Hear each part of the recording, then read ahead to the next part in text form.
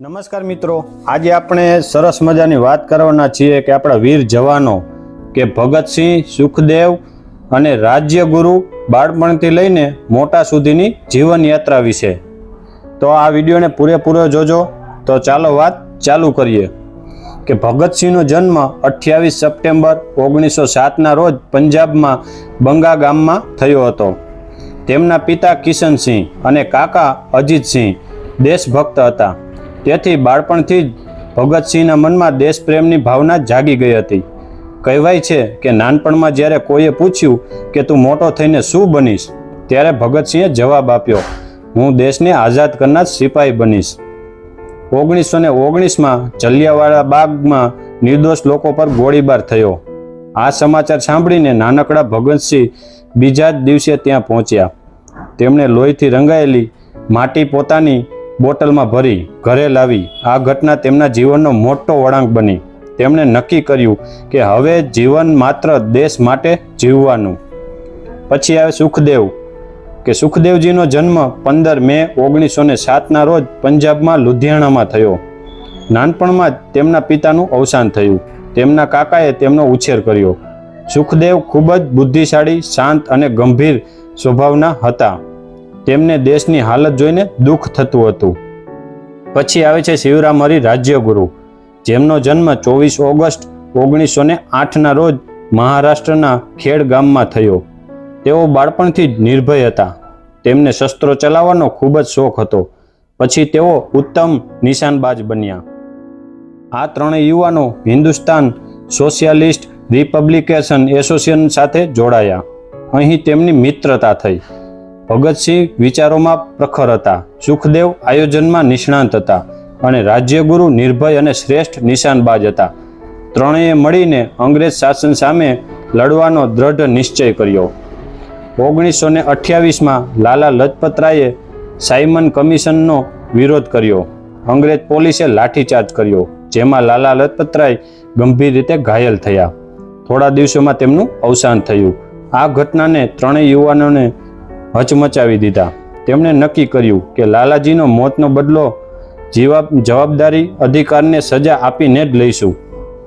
17 December 1928ના રોજ લાહોરમાં police અધિકારી જયપી sons પર હુમલો કરવામાં આવ્યો.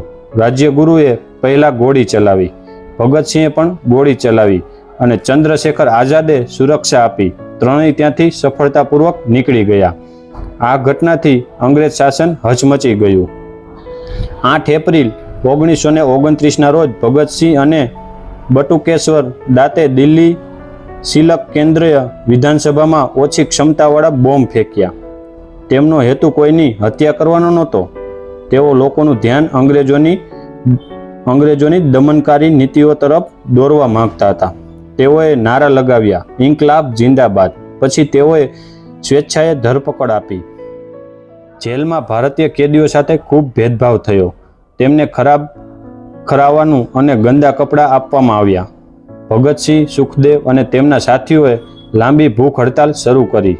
તેમની માંગ હતી કે ભારતીય કેદીઓને સમાન અધિકાર, સન્માન મળવું જોઈએ. આ હડતાલ 116 દિવસ સુધી ચાલી. આંદોલનથી સમગ્ર દેશમાં ચર્ચા જાગી. અંગ્રેજ સરકાર ભગતસિંહ, સુખદેવ અને રાજ્યગુરુ સામે લાહોર ષડયંત્ર કેસ ચલાવ્યો. લાંબી સુનાવણી પછી 7 ઓક્ટોબર 1930ના રોજ ત્રણેયને ફાંસીની સજા સંભળાવવામાં આવી. દેશભરમાં તેમના બચાવવા માટે અપીલ થઈ. મહાત્મા ગાંધીજીએ પણ આ સજા માફ કરવાની અપીલ કરી, પરંતુ બ્રિટિશ સરકારે કોઈ દયા ન બતાવી. 23 માર્ચ 1931ની સાંજે લગભગ 7 વાગ્યે લાહોર જેલમાં ત્રણેય શહીદોને ફાંસી આપવામાં આવી. ફાંસી પહેલા તેઓ હસતા હસતા દેશભક્તિના ગીતો ગાઈ રહ્યા હતા. તેમના મોંએ છેલ્લે પણ એક જ નારો સાંભળવા મળ્યો, ઇન્કલાબ જિંદાબાદ. ત્રણેય માત્ર 23 વર્ષની આસપાસ ઉંમર છે. દેશ માટે પોતાના પ્રાણ અર્પણ કર્યા. ભગતસિંહ, સુખદેવ અને રાજ્યગુરુનું બલિદાન ભારતના ઇતિહાસનું સુવર્ણ પાનું છે. તેમણે આપણને શીખવ્યું કે દેશપ્રેમ, હિત, હિંમત, ત્યાગ અને સત્યના માર્ગ પર ચાલવું એ જ જીવનનું ધ્યેય છે. આજે પણ લાખો યુવાનોને તેઓએ પ્રેરણા આપે છે. તેમના વિચારો અને બલિદાન અમર રહે. જય હિન્દ, વંદે માતરમ. તો મિત્રો, તમને આ સ્ટોરી કેવી લાગી કોમેન્ટ કરીને તમારો અભિપ્રાય જરૂરથી આપજો. અને જો તમે અમારી ચેનલમાં નવા છો તો અમારી ચેનલને સબસ્ક્રાઇબ કરી દેજો, બેલ આઇકન દબાવી દેજો, જેથી કરીને અમે અવનવી સ્ટોરી અપલોડ કરી તો તેની લિંક તમને મળતી રહે. તો ચાલો હવે મળીશું નેક્સ્ટ સ્ટોરીમાં નવા ટોપિકની સાથે. તો આજે રજા લઈએ. જય હિન્દ, જય ભારત.